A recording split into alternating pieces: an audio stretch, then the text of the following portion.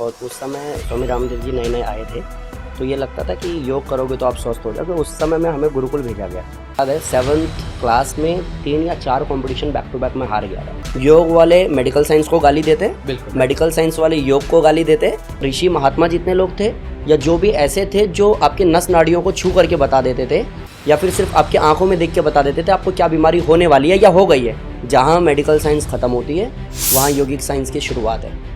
और मेरे पास ऐसे बहुत सारे केसेस हैं जिनको डॉक्टर ने बिल्कुल मना कर दिया था और अब बिल्कुल ठीक है। बट जो इंसान मजबूत है उस पर अटैक होगा नहीं, होगा भी तो सर्वाइव कर जाएगा। योग गुरु कैसे बने, मतलब योगा में आपका इंटरेस्ट कैसे आया, या किसी ने आपको इंस्पायर किया कि हाँ योगा करना है, या कोई पर्सनल स्टोरी है आपकी इसके लिए? बेसिकली मेरे भैया की तबीयत थी खराब और उस समय स्वामी रामदेव जी नए नए आए थे, तो ये लगता था कि योग करोगे तो आप स्वस्थ हो जाओगे। उस समय में हमें गुरुकुल भेजा गया कि भाई गुरुकुल जाओ, पढ़ाई करो और योग करो, स्वस्थ रहो। गुरुकुल गए तो गुरुकुल में पता चला कि योग के कॉम्पिटिशन्स होते हैं।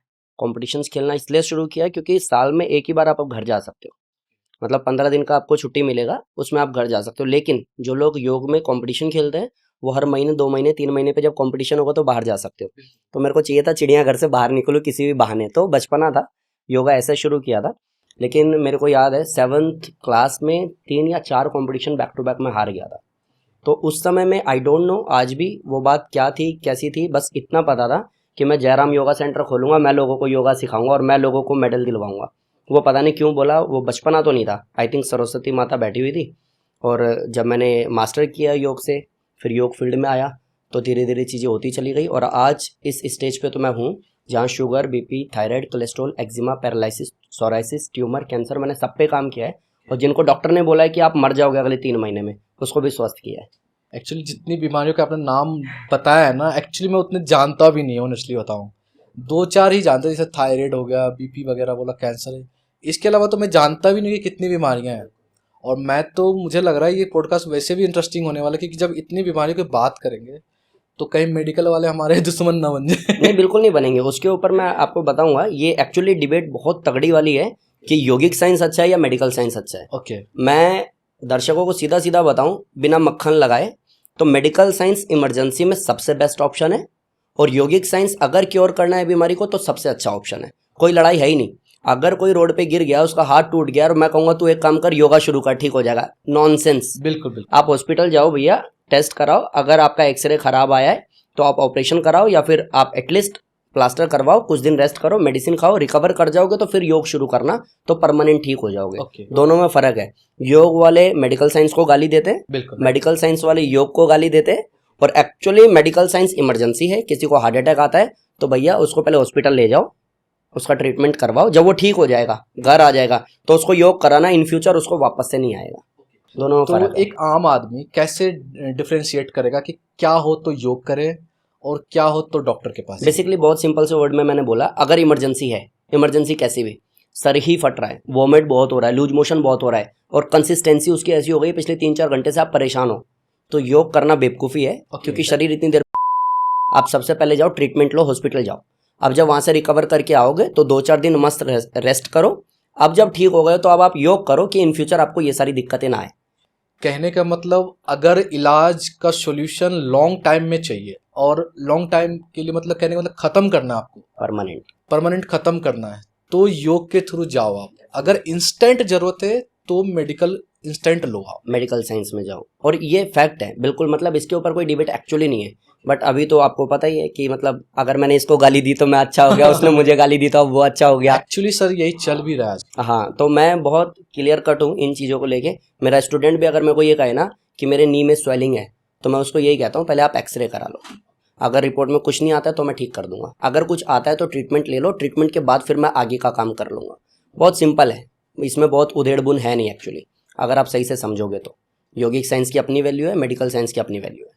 अगर हम 100-200 साल पीछे चले जाते हैं सर, मेडिकल मेरे हिसाब से हमारी कंट्री की ही बात कर लेते हैं तो इतना डेवलप में भी नहीं होगा, तो उस टाइम भी तो इलाज होता होगा।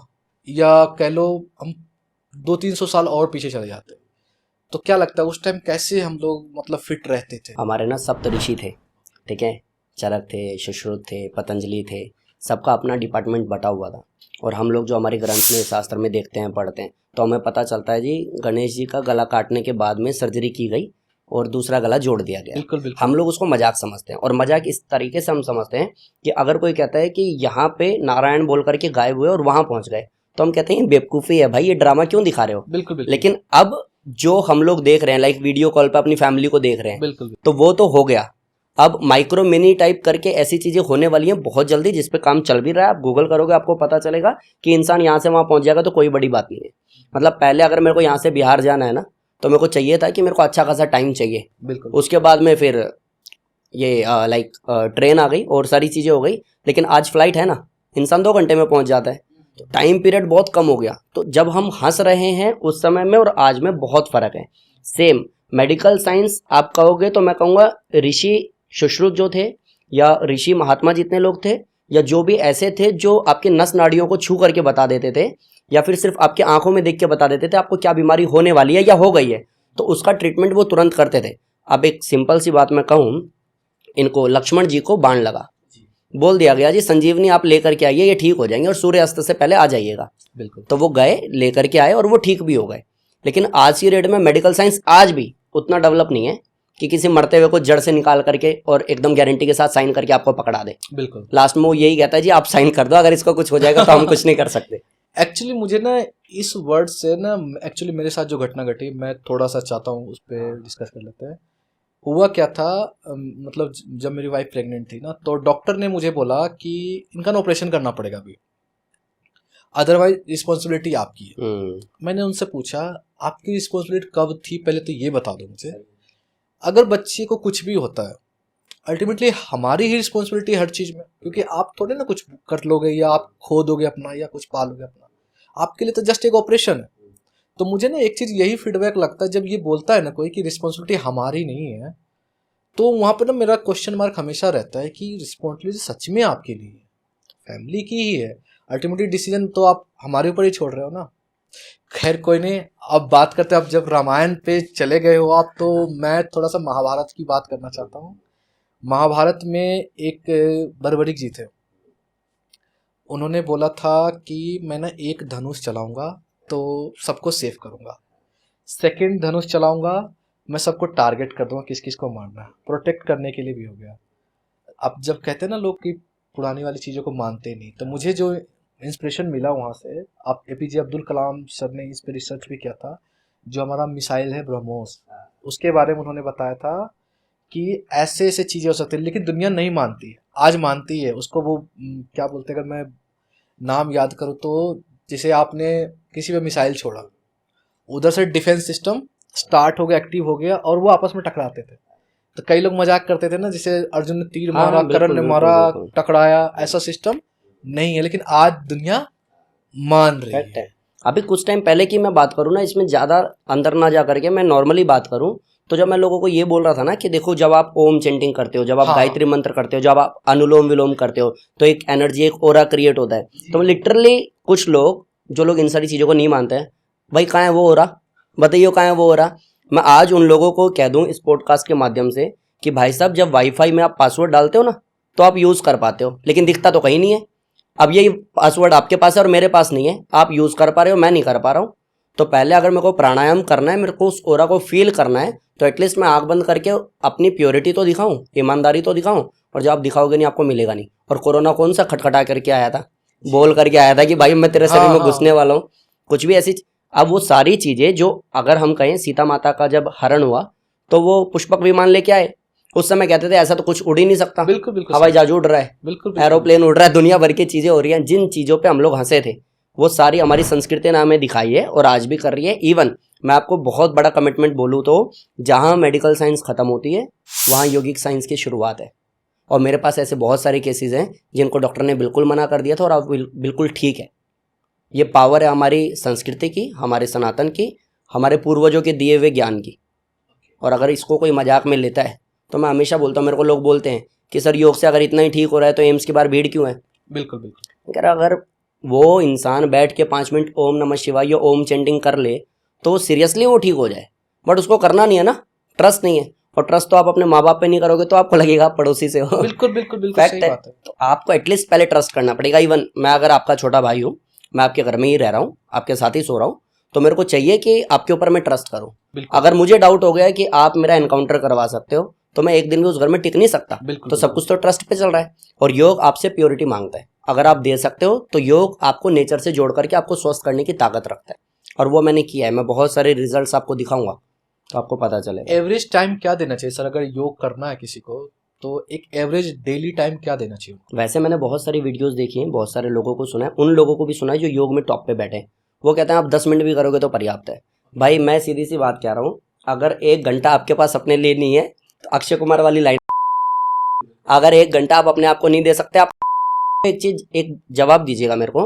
लास्ट माइक्रो सेकंड जब हम बीमार पड़े होते हैं, आईसीयू में होते हैं, वेंटिलेटर पे होते हैं, तो डॉक्टर बाहर आकर के फैमिली को ये बोलता है कि अब हम कुछ नहीं कर सकते, अगर उसने कोशिश की तो ही कुछ हो पाएगा, अगर उसकी इच्छा हुई जीने की तो ही कोई मिरेकल हो सकता है। नहीं तो जब लास्ट माइक्रो सेकंड भी लड़ना मुझे ही है तो मैं अपने लिए 1 घंटा क्यों नहीं दे सकता?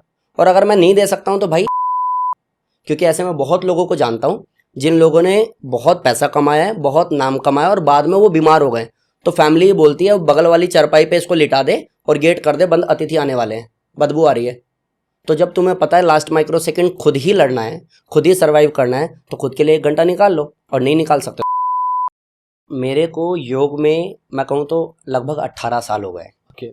और आप कहोगे सर 18 साल के तो टोटली दिख रहे हो। बिल्कुल तो सर, मैं सच्ची बता रहा हूँ, गुरुकुल, मैं ज्यूम करूँ तो 24 से 25 मैक्सिमम। हाँ तो मतलब ठीक है, मेरी एज इससे ज़्यादा है बट मेरे को जितने साल हो गए ना, मैंने जो चीज़ें देखी है, मैं आपको अगर थोड़ा सा और पीछे जाऊँ ना, तो मैं एडवांस योगा का बच्चा रहा हूँ। मेरा नेशनल गोल्ड मेडल है, ऑल ओवर वर्ल्ड में मेरा 7th पोजीशन है। मैं एडवांस योगा करता था, मैं कंपटीशन खेलने में इंटरेस्टेड था। टीवी पे कोई आकर के, लाइक मोदी जी आकर के बोलते थे ना कि एडवांस योगा सब कुछ नहीं है, प्राणायाम मेडिटेशन, तो मेरे को लगता है यार इस बंदे को बंद कर यार। मतलब क्योंकि मैंने इतनी साल मेहनत कर लिया एडवांस में, भाई मैंने 8-8 घंटे प्रैक्टिस की है, कोई ऐसे कैसे बोल सकता है कि एडवांस में कुछ नहीं है? तो मेरे को इरिटेशन होती थी। फिर मेरा जब एक्सीडेंट हुआ, उस पर हम बात करेंगे, तो मैं 9 महीने मेडिकल साइंस पे ट्रस्ट करके जैसे तैसे चलता रहा, और एक टाइम मेरे को आ गया था कि मैंने 4 बार अटेम्प्ट किया उस 9 महीने के टाइम पीरियड में। और जब मैं मरता क्या नहीं करता वाला सीन, ऐसा स्टोरेट्स मेरे को लगते थे, 3 दिन तक बेहोश रहता था, पता नहीं होता था कि, और डॉक्टर ने बोल दिया था आप चल नहीं सकते नॉर्मली, तो योगा छोड़ दो, कुछ और ट्राई करो। उस पॉइंट पे जाकर के मेरे को मेडिटेशन और प्राणायाम ने ठीक किया। तो मैं अगर कहूँ ना इन शॉर्ट, तो मेडिटेशन प्राणायाम में इतनी हद तक पावर है कि मरते हुए को वापस से जिंदा कर सकती है, अगर इच्छा शक्ति मजबूत है तो। जो योग की बात मैं आपसे कर रहा हूँ, ये हमारी संस्कृति है, हमारी सभ्यता है, ये हमारे पूर्वजों का दिया हुआ हमें ज्ञान है। अगर हम एक्सेप्ट नहीं करते हैं, जो जनरेशन गैप की बात कर रहे हैं, हम जितने पढ़ते जा रहे हैं ना उतने समझदार होते जा रहे हैं अपने दिमाग में। ये कारण है कि 6 साल का बच्चा पैदा होता है तो उसको पता चलता है, लाइक एक बच्चा पैदा होता है, जब 6 साल का होता है तो उसको कैंसर डिटेक्ट होता है, और फिर ये बोला जाता है इसके पिछले कर्मों का फल है। भाई जिसके माँ को शुगर बीपी थायराइड हो और बाप को ट्यूमर जैसी बीमारी हो, इन सब से जो बच्चा पैदा होगा वो कैंसर ही निकलेगा उसमें। ये जनरेशन गैप भरेगा ही तब जब आप ये समझ जाओगे पूर्वजों ने बताया क्या है। पूर्वजों ने बोला है सुबह समय पे उठो, रात को समय पे सो, तरीके से 1 घंटा योग करो, मानसिक तनाव को दूर करने के लिए स्पिरिचुअलिटी में जाओ। अगर आप ये कर सकते हो तो आपकी पढ़ाई, आपका ज्ञान काम आएगा। नहीं तो कम समय में, अभी एक रिपोर्ट आया है जिसमें पता चला है कि दिल्ली की एज और कम हो गई है। पहले एवरेज 60 साल थी, अब 10 साल और घट गई, 50 साल पे हम आ गए। तो या तो हम लोग उनको मान ले, सुन ले, समझ ले, गवार बोलना छोड़ दे, या फिर हम झेलें ये सब कुछ। इवन इसको और थोड़ा सा प्लस करूं, जब कोरोना आया तो वैक्सीन तो बाद में आई, बिल्कुल। लोगों ने काढ़ा लिया, हाँ अदरक का काढ़ा लिया, उसमें तुलसी डाली, तब गवारपंथी क्यों नहीं दिखी? बिल्कुल बिल्कुल। जब मंडराने लग गई मौत, जब पता चला आप मरने वाले हो कुछ घंटे बाद, तो आपने काढ़ा भी लिया, आपने प्राणायाम भी किया, आपने वो सारे काम किए जो हमारे पूर्वज बताते हैं। लेकिन अभी वो कहेंगे हल्दी से गरारे कर लो तो आप कहोगे बेवकूफी है। बिल्कुल बिल्कुल सही तो बात। आपको ये समझना पड़ेगा कि इस गैप को भरने के लिए एटलीस्ट आपको भी थोड़ा सा पीछे आकर के समझना पड़ेगा कि मेरे लिए सही क्या है। अगर मैं सांस खुल के ले नहीं सकता हूँ, टाइम पे मैं सो नहीं सकता हूँ, सुबह टाइम पे उठ नहीं सकता हूँ, फ्रेश टाइम पे नहीं हो सकता हूँ, हर चीज के लिए मुझे दवाई खानी है, तो आप ज्यादा दिन काट ही नहीं पाओगे। तो इन चीजों में मुझे मेरे पूर्वज अच्छे लगते हैं कि जिन्होंने हमें बताया है कि भाई दिनचर्या नाम की भी कोई चीज है और उसको भी जीना चाहिए। यहाँ पे ना एक इम्पोर्टेंट क्वेश्चन बन गया सर, आपने बोला ये जेनेटिक, क्योंकि कई चीज़ों में देखता हूँ मैं, जैसे मेरे पापा को है, जैसे शुगर की बता रहे हो आप, या हेयर फॉल है, मेरे पापा को है, वो जेनेटिक है या जेनेटिक हम दूर कर सकते हैं? जेनेटिक दूर हो सकता है ना। बिल्कुल हो सकता है। कुछ चीज़ें हैं जिस पे योग बिल्कुल काम नहीं करता। अगर किसी का पैदाइशी उसका हाथ कटा हुआ है, लाइक हाथ है ही नहीं, आधा हाथ नहीं है, 2 उंगलियां नहीं है, वो डेवलप ही नहीं हुआ था, वो बस माँ बाप और डॉक्टर की लापरवाही के कारण वो बच्चा बस जैसे तैसे पैदा हो गया, तो उस पर आप कुछ नहीं कर सकते। बाकी मेरी फैमिली में, मेरे ब्लड में मोटापा है, मेरे खानदान में लगभग सब लोग मोटे हैं, ओके, मैं नहीं हूँ। आप फिट हो लेकिन। हाँ, मैं योग करता हूँ और मेरे को इस पे प्राउड है।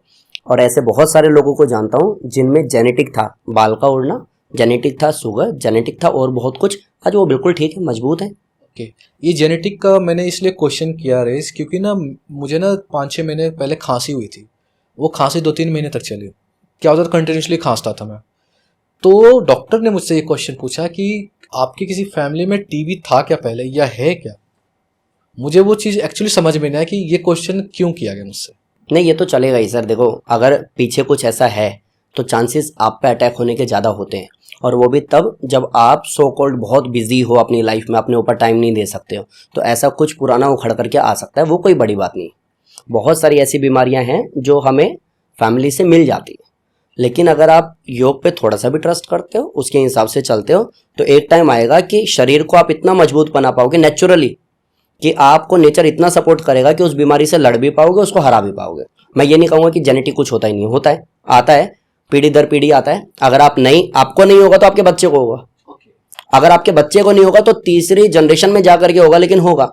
बट जो इंसान मजबूत है उस पर अटैक होगा नहीं, होगा भी तो सर्वाइव कर जाएगा, और अगर उसने सर्वाइव नहीं किया तो वो एंटर कर लेगा बीमारी को, परेशान होगा।